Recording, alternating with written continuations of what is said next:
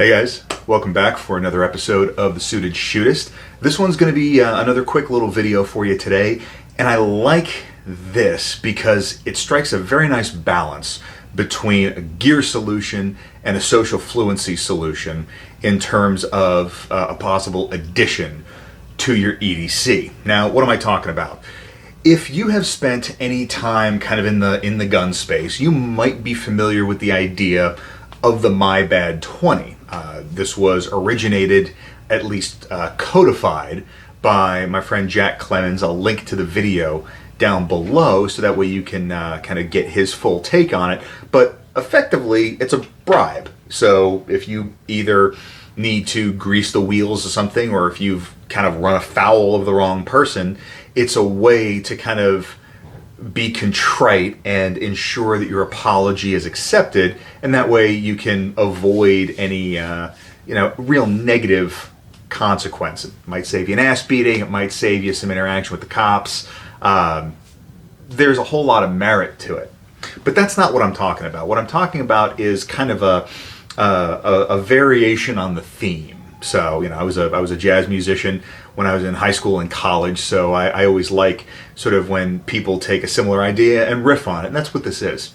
I was first introduced to this idea when I took ECQC with Craig Douglas, and when Craig is going in and talking about his managing unknown contacts, one of the major exemplars that's used is the aggressive panhandler.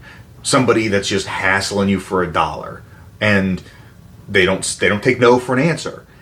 They're certainly not presenting a deadly force threat, so jerking a pistol and burning them down, probably not the right solution.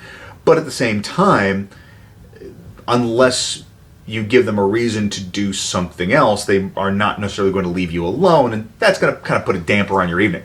So obviously the popular solution to this these days is pepper spray, and again, that can be appropriate, still using force.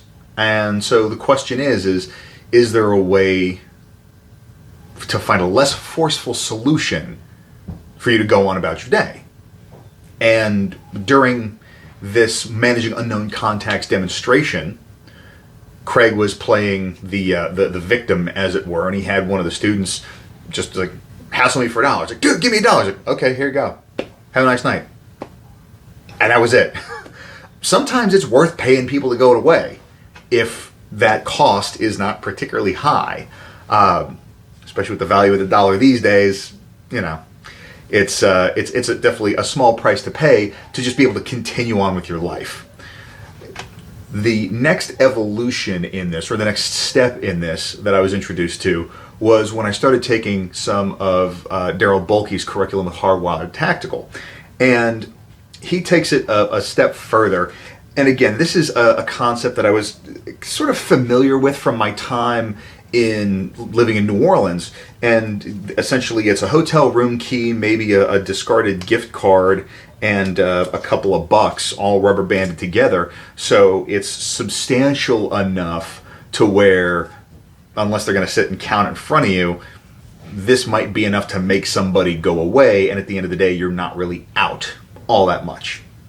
So when I was explaining this to a friend of mine over drinks, the idea came up to me. It's like, well, okay, so you've got the mett-tc. It's like the fuck off $5. It's that little something that you give to somebody just that they'll go bother somebody else. That's not all there is to it, but I don't want to go into any more depth than that, because honestly, there are some other aspects to how this incorporates that are integral parts of Darryl's curriculum. And I really do think that it's worth going out and seeking his training specifically, because number one, the high accountability shooting that he does is immensely useful, as well as just the processing and actual thinking with a gun in your hand is definitely not as common as some of the mechanical shooting classes out there. So let me know what you think on this. Do you guys carry a fuck off $5 or something similar where you know, you're essentially paying somebody to go away if it's a low-level threat that you just don't want to hassle. And not even a threat, just kind of a high-level inconvenience burgeoning on a low-level threat. Because again, a couple bucks to keep things from escalating, small price to pay.